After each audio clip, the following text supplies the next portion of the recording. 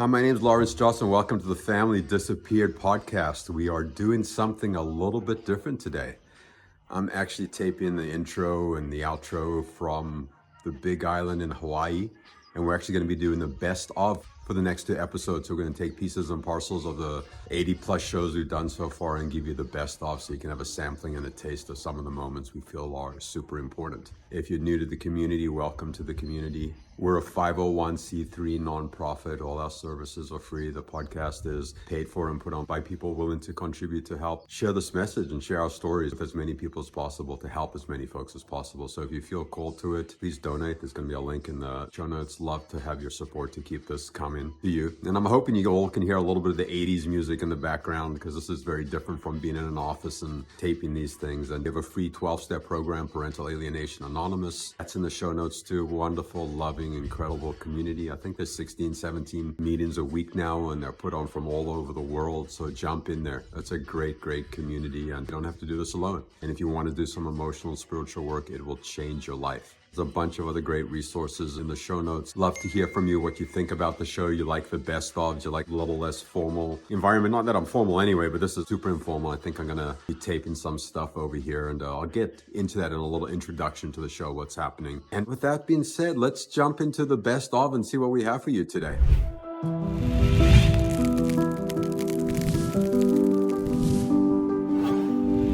So I am recording, like I told you folks, I'm recording from Hawaii, right? And parental alienation is just horrific. Estrangement, erasure, whatever you want to call it, disconnection, doesn't matter. It doesn't matter if you're a parent, a grandparent, a child, a family member. It is heartbreaking and challenging. At least that has been my experience. It has nearly killed me in several different iterations. I've had to continue working through it. And I'm so grateful that I did the work. And when I talk about the work, I'm talking about emotional and spiritual work. I'm talking about growing as a person.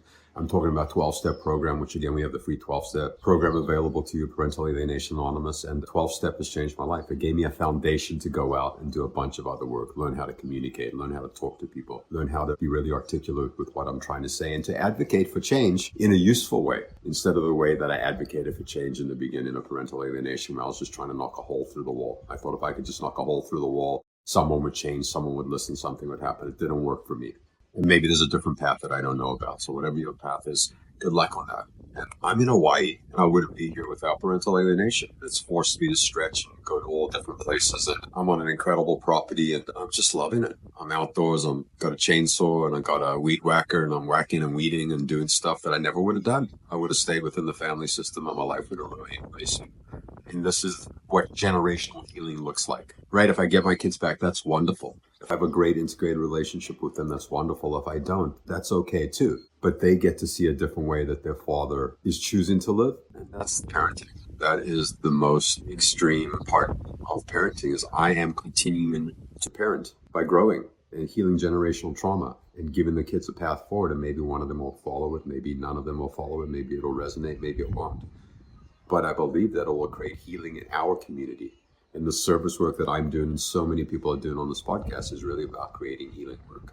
So with that being said, we're going to jump into the best of episodes. I'll also share a little bit more of my Hawaii story at the end of this. Where were you at before you found the support group? I was in a place called hell. I was in total, complete hell. I was in the throes of a legal situation in the court system. I was in the midst of a custody battle where there were amazing and horrendous accusations of abuse on my part. I had lost custody of my daughter. I also had lost my job and my home at the time. And I was emotionally and psychologically devastated. When I first came to the group, I was seriously depressed. I hadn't spoken to my kids in years. I'd used up a lot of energy navigating the legal system and different arenas where I thought I would find support and wasn't satisfied with the support that I was getting. I did have a job at that point and I had somewhere to live, but I felt like all the life force had been sucked out of me. I felt like I was unlovable. I felt like I'd failed my family, certainly failed my sons. I felt like I was out of options. And system, working within the system had left me really jaded and beaten down. And I was at a point where I thought if I don't find some kind of group or support network, that I was going to sink into a hole that I would have a lot of trouble getting out of. To be completely honest, I was an absolute mess. I did not have a clue what I was doing. I was so completely dysregulated. What I was doing, sitting here listening to Betsy even comment, I was in therapy before I actually got divorced. Then as I was divorced and the placement of the kids, I would take anyone hostage. That's how I did it. I was going to tell everybody so everybody knew that I'm this great mom. I got it. Everything's good. I got to tell you my story so that if I tell that person the story, maybe they'll tell everybody else that Georgette didn't do this. This is not on her. And I put so much pressure on doing things to bring myself to this place where my esteem would go back, which I never really had a strong sense of self-esteem anyway, but I was doing things like I went back to college. I got my bachelor's degree. I was working 2 jobs. I was redefining myself and doing things outside of myself to bring me relief. Like, okay, you've got this. You're good. I became a marathon runner. I was just beating myself up physically, and it was not pretty. I did not know how to walk through this. I didn't know how to do this. When my kids would come to my apartment, it was so incredibly hard to even just have them there. I didn't know they were different. I didn't know how to handle them. I couldn't even take care of my own heart and head and the decisions I was making, let alone it was hard for me to fix what was going on in my kids. It was a very tumultuous time. And it took me all these years to finally get to a place where I'm like, oh, it's starting to click. I'm starting to understand. So my experience was not very pretty. I did not know how to do it. What's interesting, Lawrence, is that to say, how did I take care of myself? I would love for you to find someone that's gone through this, that they know that they were taking care of themselves, because I'm not quite sure that any of us really, especially moms. Wait a second, my job is to take care of the cooking, the cleaning, the house, the boys, the driving. And so this is my whole everything. And when that's been for me, boom, overnight taken away, I didn't know how to show up. So Gio, I was a mess probably in a lot of ways and in shock. And one of the therapists said to me, Betsy, it's like you're a refugee walking around, where are my kids? Where's my car? Where's my house? Where am I going? That's how I see it. What did you think you would find out of a community, out of a support group, other parents and grandparents and other family members that were struggling in a similar vein to you? So when I came to the group, I really didn't know what to expect. The first meeting, I was just proud of the fact that once I'd found the group online, I actually joined and I actually turned my camera on and turned the sound because I didn't want to see anyone. I didn't want anyone to see me. I was so done, but there was a glimmer of hope that I would be able to listen to other people that at least were going through the same thing as I was going through, and I wouldn't feel so isolated and I wouldn't feel so messed up. There was something wrong that I'd done that I could have corrected. I just so lost. So that was really my hope in the first instance. I was fortunate enough to have crossed paths with a lawyer who couldn't represent me, but was able to give me an hour of her time. And she said, it sounds like you are in the midst of a classic case of parental alienation.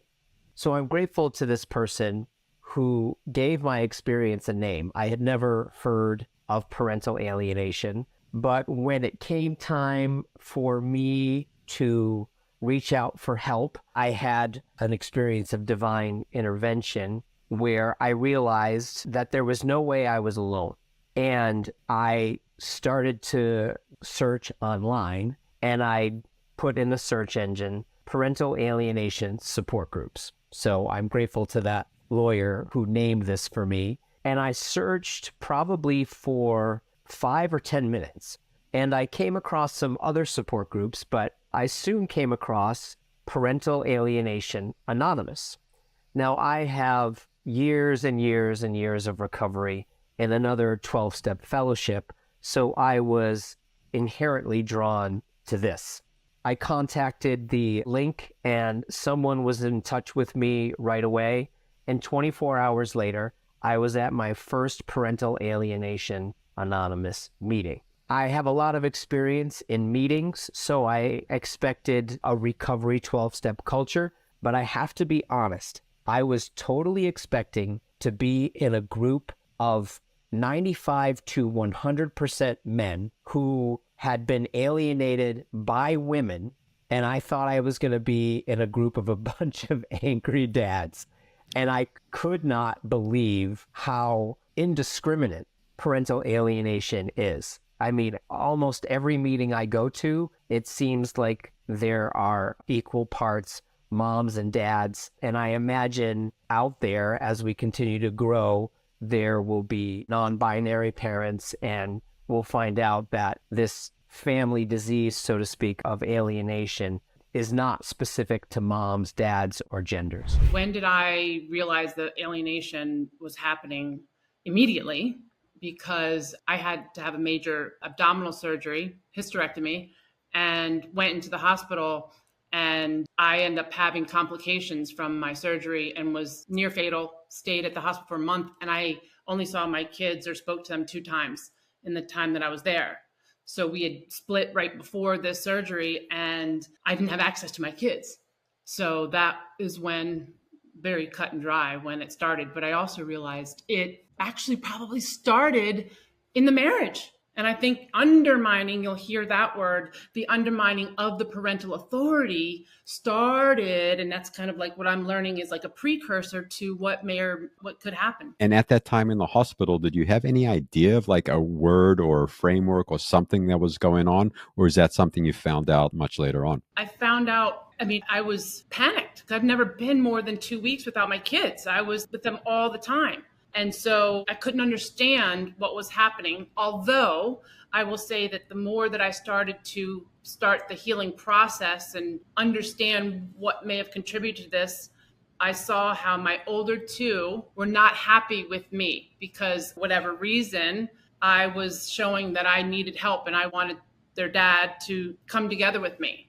So they started to, as boys naturally, remember the undermining, I was always the bad cop. So with teenage boys, you automatically have like a strike against you. And part of our deal was that we would have family therapy. And I figured, okay, well, you know what? We'll get through what they must be upset about. But the family therapy didn't happen. What does recovery look like or mean for you today?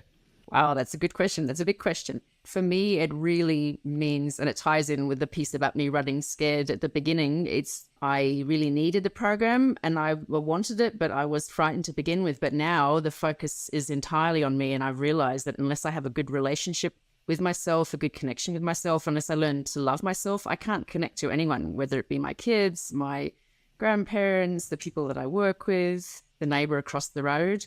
And I was never able to identify that until this point, because I lived vicariously through other people. I was so codependent in my relationships that I never had my face up to the mirror to that extent. And so that's what recovery means to me. It's how I interact with people. It's how I respond to situations, how I try not to react in certain situations, and then really discovering where I end and where the other person begins. It is absolutely positively recovering a sane and loving relationship with myself, recovering a sane and loving relationship with my higher power.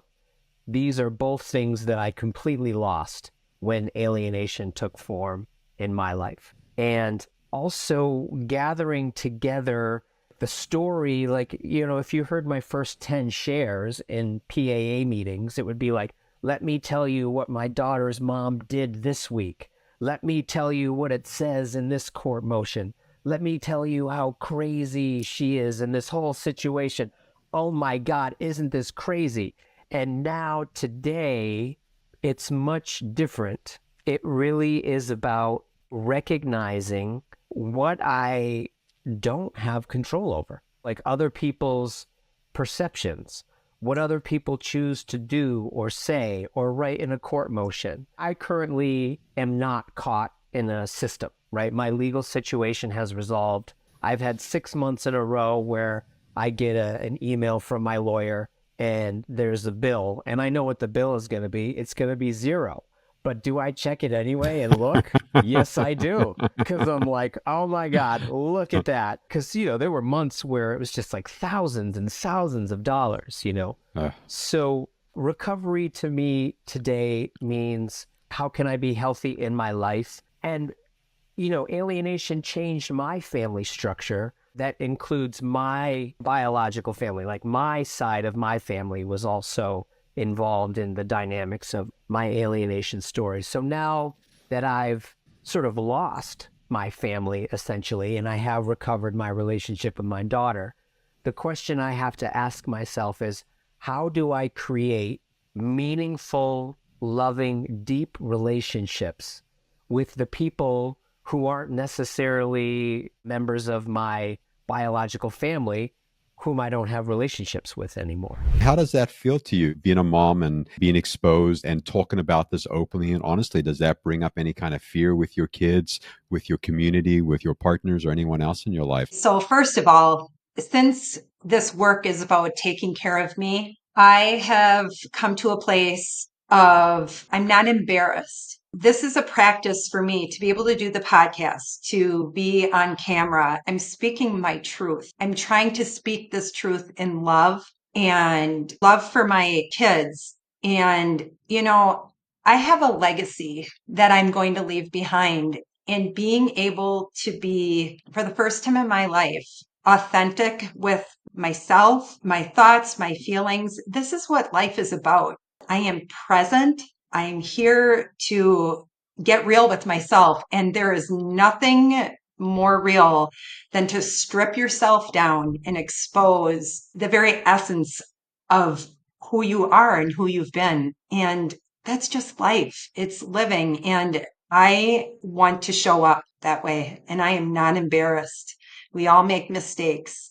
We all make choices, and it's from those failures that I am experiencing the most beautiful richness of living. So yeah, to be here and put it all out on the table, it's a gift. It's a gift for me, and it's a gift I get to give back to other people. And that's what it's all about for me. I a little bit hesitant because it's been a journey of being falsely accused of a lot of things, or twisted things that I've said, or intentions. So in the past, it's been incredibly nerve-wracking. But now that I have a relationship with my boys, now that they're 19, 22, and 24, and so much time has gone on and things were missed, that now it's like, I know I'm standing in my truth and I don't want to hurt anyone.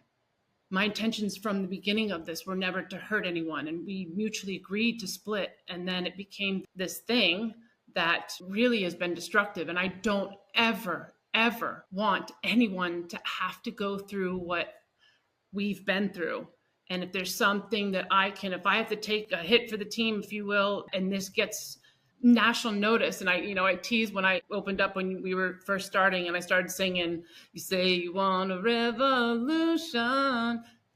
That's what we need to have, a revolution in family court, and bring some kind of light to this situation. So in the past, I would have been probably like holding a flag of like, need to be right. And I need to, like Gia was saying, about tell my side. And now it's not necessarily about me getting my kids back.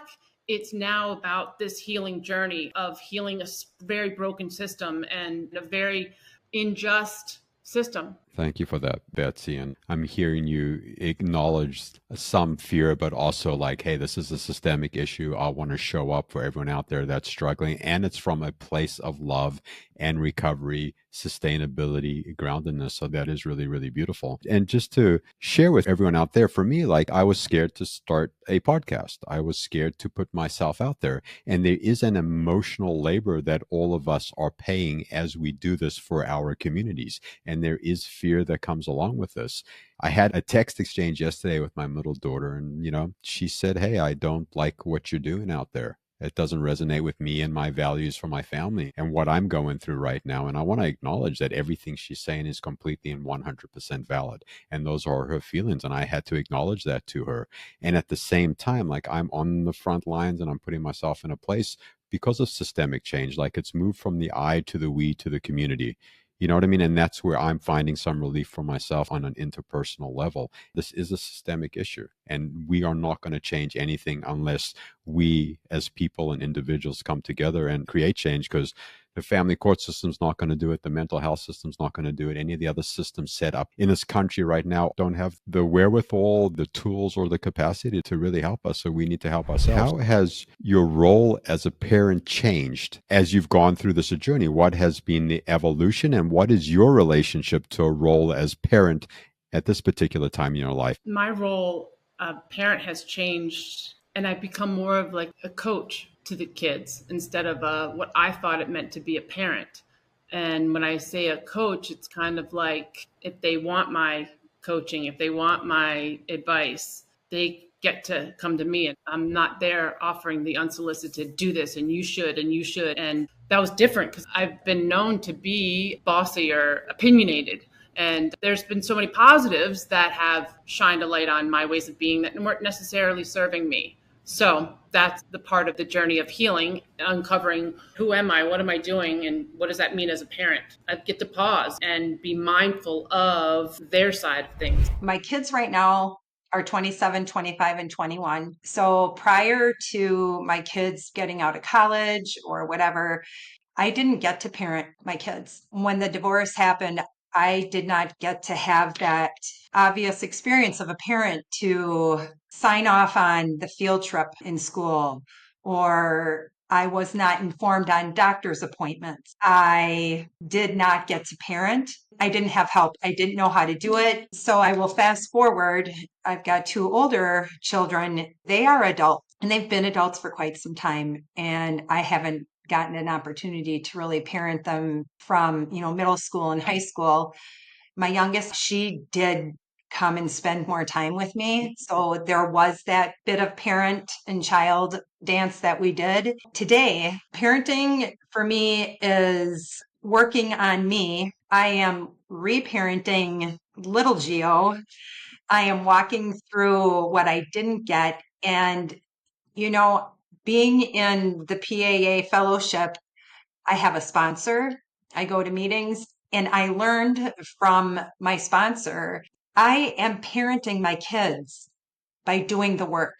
I'm doing the hardy work on myself that is going to bring a change the trajectory, hopefully, of what life's going to look like for my kids if I can put the brakes on in this family disease. So yes, I am parenting my kids through the love and care and devotion I'm giving myself and parenting what I didn't have. That gift is getting sent out through the energy I put into it. So that's my parenting tip. If you had to say your favorite part of a favorite step or your favorite step at this particular moment, what would that be and why? That's a great question. You know what? I'm on step 4, the one that means the most to me and the one that I refer back to on a daily basis, sometimes on an hourly basis, is step 1 and being powerless over other people, because I need to remind myself of that when I feel like life is becoming unmanageable and I feel like my brain is scattered and I'm ramping things up either deliberately or outside circumstances are making me speed up my thought processes. I need to step back and say, what am I contributing to this situation? Am I trying to control the other person? What can I control in this situation? And as soon as I start to do that, I calm down, I make better choices, I respond differently, and oftentimes I don't respond at all. I'm getting better at just listening and not piping up and not putting my feet into the fire, and I need to be reminded of that. When I first came to the program, the idea that I tried to control other people, I was offended. I didn't like that at all, and I thought I was a victim, and other people had controlled me, and in doing so had damaged me. And it's taken program work and me doing the steps and being honest with myself and honest with my sponsor to figure out that I've used control to try and make my life more manageable until the controlling aspect was a big part of my life being unmanageable. So step 1 really resonates with me, for sure. In recovery, this is the statement that means the most to me. We admitted we were powerless over alienation. And that includes people, the alienating parent, the child, all family relationships. And, in Al-Anon, they talk about the 3 C's. The 3 C's are: we didn't cause it, we can't control it, and we can't cure it. And the three C's, of course, are usually to describe the disease of alcoholism. But it's profound how easy it is to translate alcoholic to alienator and alcoholism to alienation. But in essence, what the first step has done for me, it has released me from the following dynamic, right? I feel like my daughter's mom and I have been chronically unskillful in our co-parenting relationship. And one element of that, and I think it's a fair statement to say that we're both trying to more or less trap each other. So let's take her out of the equation and let's talk about me. I have sort of a sick need in me to trap her somehow in some sort of metaphor of a chair that she's tied to. And I basically want to hold up a mirror to her and say, look, and I don't want her to look away from this mirror until she sees in her reflection what I see. And this dynamic has caused me so much suffering. I cannot control what she thinks, what she sees, what she says, what she might be doing and believing she's acting in the best interest of our daughter. I have no control. My sanity and my health and my well-being and my chance at recovering a full and vibrant relationship with life rest on my ability to be contained within myself, to change what I can, which is usually me, and to have a relationship with life that is a relationship of acceptance with how things are, with how things were in the second half of 2021, and with how things play out. You know, the favorite quote, Lao Tzu, I think, said, stand in the center of the circle and let all things take their course. So alienation is a family disease. It has power. It has momentum. It's alive and well. And even though it's not apparent in my life completely, it's there. And I have to continually reflect on the first step and powerlessness, specifically over other people. I think it's like you said, everywhere there I go, there I am, and accepting what is. And that's something that ties into going back to me, because I was resisting, like, this is my way, my will, and it wasn't working. And I probably continue, that will be a perpetual issue for me, is my will over God's will. And that has been the single most difficult thing. I got an attorney. If I spend this money, that just help me. It should be like this, and letting go of that should and just accepting what is has been the hardest thing that I've been dealing with. It's just what it looks like today. Like accepting what is has been really challenging for you. And I'm guessing that you're in more acceptance today or something to that degree. Yeah, definitely in more acceptance and to let go of how it's supposed to look and how I thought. Trying to really stay in the present moment, because boy, I love to like go in the back, and if I hear a song or if I am with people at a family and I see it, that can really trigger me and my deep, profound sadness and hurt that still, I don't know if that will ever go away, but it certainly doesn't serve me to stay in it. And that's something that my challenge is to stay present for today and not future trip and worry about what might happen to them, what might not happen. How am I going to recreate my life? How am I going to support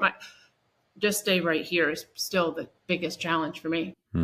Yeah, just staying present in the moment and working with what is. And I just want to clarify one of the points that you're making. Accepting what is, for me, just means that I can't control other people, places, or things, but it doesn't mean that I'm not doing my own work. It doesn't mean that I'm not advocating for myself. It doesn't mean that I'm not in self-agency. It doesn't mean that I'm not showing up. Does that resonate with you, or some version of that, Betsy, when you say just accepting what is? For sure, which goes into that started to make me think of the word surrender, that I'd never, my view of the word surrender was when in the, you know what, fuck it, the fuck it bucket, excuse my French if you're not allowed to cuss on here, but it goes into that part of surrender and accepting is I'm resigned. You know what, that was probably like the old me. And now it's more of the, okay, this is how it's supposed to go, and I'm still going to be okay. And this whole thing is going to work out how it's supposed to work out according to surely not my plan. What resources would you like to see out there, or what one or two resources would you like to share? Oh, I love fantasy, and I have so many fun things that I think could be of use. An 800 line that deals with legal aspects. We're starting to see more of helplines for emotional and mental stuff, which the emotional and mental stuff is really important as well, having a resource like that, because I think I spent so much of my money contacting my attorney at $350, $550 an hour, where I'm just distraught, right, about what to do. But something where it's a mental health professional that's tied into knowing the legal parts of this situation. I would love to see a school almost like somebody outside of being a guidance counselor or a therapist in school, but that deals with divorce. 50% of the kids of the country is divorced. I don't know what the rate is, but we have a massive, massive issue with divorce that we're not serving families very well. And it's seen in the amount of people that are struggling like we are. I would like to see leadership development in school, personal development, teaching about responsibility, teaching about ways of being, that understanding. It's not what you do that matters, it's who you be. And so in order to have the results that you want to be an astronaut, if you want to be a mathematician, we're teaching kids at an early level how to be healthy human beings. And that's actually been a big part of my trajectory in my career, has been about that transformational part of teaching and healing the parts of people that they didn't know weren't serving them, so that they can learn to take responsibility and not be this. We have a lot of justified victims going on out there. So taking responsibility and contributing positively. Gio, if you could tell your younger self one thing not to do, what would that be? Take off the fancy window curtains and embrace the essence of who you are. You don't have to dress up the outside and present that everything's fine, that you have an opinion. Being nice does not mean being a yes ma'am all the time. I have my own mind. I have my own thoughts. And, remembering that these things were not instilled in me as a young girl. So, when we talk about this, it's almost like I feel like I can actually do this now. I can actually visualize a younger version of myself and almost kind of hold her and look at her and say, let out who you really are. Let her out. You don't have to be appropriate for every single person that walks through your life, because some people just are not going to love you and like you. And it's not about me. It's not always about me. It's just. So I would tell her to just love herself and just be, and it's okay, and have your opinions, and you can be kind. Even with your own opinion, you can still be acceptable and kind. You can voice that. So yeah, just be real, authentic. It is what it is. Oh, that was great. I really enjoyed those clips that were put together by the team. And again, there's a team doing this. You might be seeing me on camera most of the time, and I don't do this alone, and I couldn't do it alone. And I'm so grateful to all the different players and team members. It's an incredible act of service. It's done so the person after us hopefully won't have to have the same challenges and won't have to suffer in some ways we did. And maybe they will, or maybe you have something else to share. So we'd love to hear from you. Email us or me anytime at familydisappeared@gmail.com. Love to hear from you. Love to get different guests on the show, cover different topics. But I think we're really going to be talking a lot about life in upcoming topics, and what can shift in our lives by doing the work, and how can that shift our relationships with our kids, directly or indirectly. Like, I believe what I'm doing today is I'm indirectly shifting the relationship with my kids, and I'm creating a path forward by getting back to the land, And again, I said I was in Hawaii and working on the land and creating community, and I'm so grateful for that. And if you're struggling and if you're in the middle of your battle, just keep working on it. Build community, through Parental Alienation Anonymous, through any other support group, with people that are struggling with similar stuff. You need people that have the same life experience to walk the path. At least I do. I don't want to explain myself over and over and over again to people. So if you're struggling and you're in the middle of it, when I was in the middle of it, when I was lying face down on the floor in such extreme emotional and spiritual pain that I didn't know what to do, I just kept going for a little bit longer, and it shifted. And it's not what I thought it would be, but this is This is pretty rad. I'm moving now, so just want to give you a little glimpse of what I'm waking up to in the morning. Woo, woo, woo, woo. And I'm going to share a little bit more on the next coming episodes. And we're going to be talking about recovery. We're going to talk about recovery and how it can manifest and what it can look like and what we can bring into our lives and how incredibly useful that is. And great resources in the show notes. We're a 501c3 nonprofit. Everyone that volunteers here does not get paid, does not get any kind of anything, including myself. We're all here to be of service and to help the next person that's struggling. And we can't create sustainable systemic change without that, in my opinion. And with that being said, I love you from Hawaii, which is like extra special love. It's like, wow, love. But I'm feeling lit up like a rocket. Anyway, I love you. Have a beautiful day. And I hope to see you around the neighborhood. And this might be the neighborhood for a little while. We'll have to see what happens next.